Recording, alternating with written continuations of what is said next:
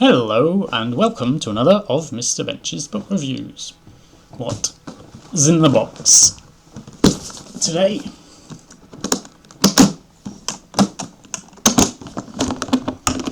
It is, let's put that down there, Frog and Toad Storybook Treasury. So this is another in my Frog and Toad Storybook Treasury series.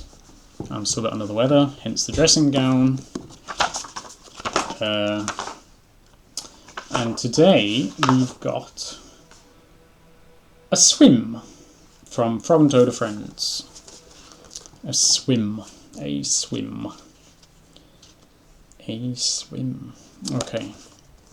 A swim.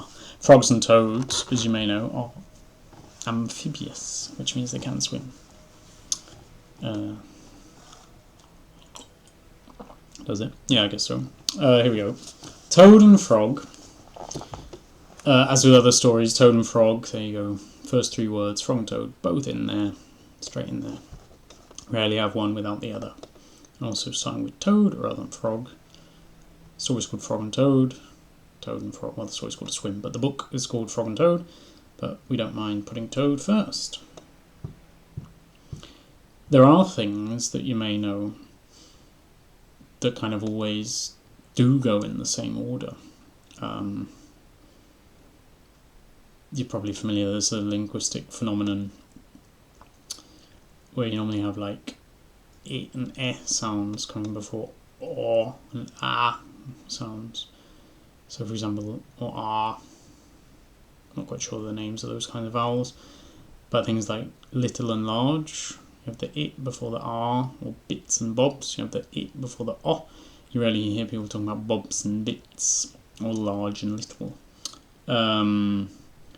But in this case we have a toad and frog, which are both kind of O sounds, so you can put them in either order without any difficulty, and without it sounding odd, which is nice. I guess Jack and Jill doesn't fit that thing I just said. Then you have the A before the I. But that's probably just the patriarchy for you. These are both blokes, both of these amphibians. So there's no problem with patriarchy here. Or matriarchy. It's just not important. Both blokes. Toad and Frog, there we go, went down to the river. "What a day for a swim," said Frog. "Yes," said Toad. "I'll go behind these rocks and put on my bathing suit." "I don't wear a bathing suit," said Frog. "He skinny dips." "Well, I do," said Toad. It's okay. Yeah, if you haven't seen these before, they generally wear clothes. So Frog skinny dipping, I guess, is more non-standard than Toad wanting to wear a bathing suit of sorts, because they don't normally just hop around in the nuddy. "After I put on my bathing suit, you must not look at me until I get into the water." Toad is quite modest then, because he's going behind the rocks to get change, and he doesn't even want to be seen out of water in his bathing suit. Whereas Frog is just getting his trousers off straight away. He doesn't care. "Why not?" asked Frog. There's Frog, naked green Frog. "Because I look funny in my bathing suit. That is why," said Toad. Well, he's having quite a conflict here then. So he does want to wear a bathing suit because of his decency, in the traditional sense. But he looks funny in it. So he even feels embarrassed about that. Surprised he wants to go for a swim, really. He's got all these, what are they called? Inhibitions? "That is why," said Toad. Frog closed his eyes when Toad came out from behind the rocks. Well, that's very nice of him. He's respecting Toad's wishes. Toad was wearing his bathing suit. "Don't peek," he said. So he's really quite nervous. And he quite likes Frog, so he doesn't want to embarrass himself in front of Frog. Frog and Toad, there you go. Frog and Toad, that time not Toad and Frog, jumped into the water. They swam all afternoon. Had a great time then. Frog swam fast and made big splashes. Toad swam slowly and made smaller splashes. It's nice, and then they are splashing around. Both. You can't always exactly tell if they're smiling because of the way the mouth kind of arches like that. But I think they look fairly happy. You can't see the bathing suit in this picture. You just see Toad's head. That doesn't seem to have a bathing suit covering it. A turtle came along the riverbank. Frog, tell that turtle to go away, said Toad. I do not want him to see me in my bathing suit when I come out of the river.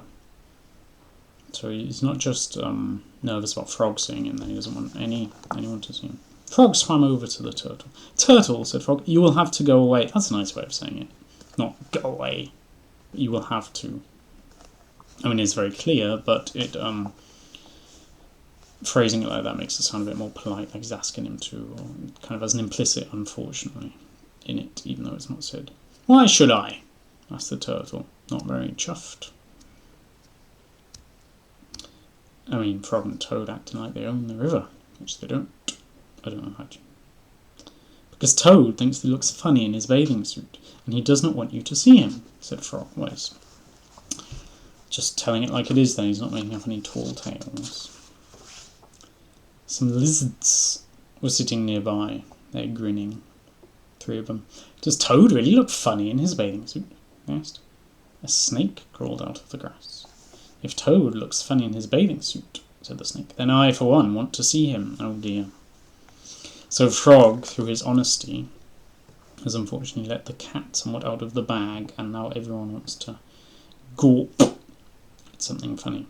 We want to see him too, said 2 dragonflies. Even the dragonflies. Me too, said a field mouse. I have not seen anything funny in a long time. Well, it's a bit sad, isn't it? Excuse me. I mean, this is like the absolute highlight of these animals' month, by the sounds of it.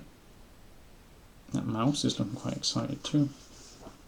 So there's a whole crowd. Frog swam back to Toad. I'm sorry, Toad, he said. Everyone wants to see how you will look. Then I will stay right here until they go away, said Toad. Right here in the river. He's still in the river. The turtle and the lizards and the snake and the dragonflies and the field mouse. I like that the way it puts all the ands in. You know, you could say the turtle, comma, the lizards, comma, the snake, comma, the dragonflies, comma, and the mouse, or without the final serial comma, you don't really need it. But saying and is this way of emphasising there's lots, there's a whole crowd. Because every time you add an and, you feel like it's growing. So I like that. So the turtle and the lizards and the snake and the dragonflies and the field mouse all sat on the riverbank, and then he puts all in. To underline again how many the snake isn't actually sitting on the riverbank. It's sitting in this tree. But I guess the tree's on the bank. And Frog, is there too. He wasn't watching before. I don't know if he's going to nobly avert his gaze. They waited for Toad to come out of the water. Please, cried Frog, please go away. That's Frog, you will notice. That's not Toad. That's Frog sticking up for his friend. Isn't that good? Please. He's really pleading with I'm please. I think it's related to the word plead. So he's saying please twice. And they don't use a lot of please and thank you. So that's quite impactful. Well, it's impactful to the reader. It unfortunately hasn't had the impact that was desired on the people he's talking to, because it says here, but no one went away. Not respecting his wishes. Or those of his friend. Toad was getting colder and colder. That will happen if you spend too much time in a river. This one, unusually, I don't know unusually, but certainly a lot of the Frog and Toad stories say what time of year it is. Whereas this one doesn't. I mean, it says what a day for a swim, and you can't see much snow, so you can guess it's summer, really, or at least it's fairly warm. But nevertheless, even on a warm day, if you spend too long in the, so if it starts becoming evening, you probably can get cold in a river. He was beginning to shiver and sneeze. I think rivers are probably generally less hot than lakes because you have this like flow of water, so it doesn't like warm up. It's not just sitting there soaking up the heat. That may be wrong. Seems like a fairly fast flowing river though. If you look here, it's going like around bends. I don't imagine it's completely baking. He was beginning to shiver and sneeze. I will have to come out of the water, said Toad. I am catching a cold. So there's another conflict. So earlier he had the fact he didn't want to be seen naked and he didn't want to be seen in his bathing suit. And now he doesn't want to be seen in his bathing suit, but he doesn't want to catch a cold, so he has to like choose the lesser of two evils. Not easy being a toad. With all these difficult things. Social anxiety. Looking after your health. So what's he going to do? It sounds like he's going to climb the water. And, oh, he has. Toad climbed out of the river. The water dripped out of his bathing suit and down onto his feet. There, he doesn't look too happy. And we'll see why. The turtle laughed. The lizards laughed. The snake laughed. The field mouse laughed. And frog laughed. There they all are guffawing. Even frogs laughing at him. It doesn't mention the dragonflies laughing, but I expect they did. They seem fairly happy. They even have their mouths open in the picture. So there's going to be guffawing just like everyone else. Frog is at least trying to cover his mouth. He doesn't really want to laugh, but he's kind of, it just is funny, I guess. Well, that lizard's even rolling around with laughter. What are you laughing at, Frog? Said Toad. So he knew the others were going to laugh, but he thought his mate might at least control himself. I'm laughing at you, Toad, said Frog, because you do look funny in your bathing suit. Do is in italics. Of course I do, said Toad. Then he picked up his clothes and went home. Well, there you go. I mean, one nice thing about that. Don't know, I showed you the front cover. Nice thing about that is that Toad is kind of vindicated at the end. You know? Like you might have thought earlier on when he's saying, oh, I don't want you to see me in my bathing suit because I look funny. That you might have thought, oh, Toad, you're being silly. Don't be silly. I think he even says don't be silly. Whereas at the end we see that Toad was not being silly and that he did look funny, so that even his mate laughed at him. So yeah, interesting ending, that one. Like often a children's story won't have something as thought-provoking as that. Because you got to think, are the animals being mean, or is it okay? Is it just harmless fun? Or is Toad not going to want to go and have another swim if he knows that the animals can't be relied on to leave him in peace? Or will he opt for another bathing suit that doesn't look quite so funny?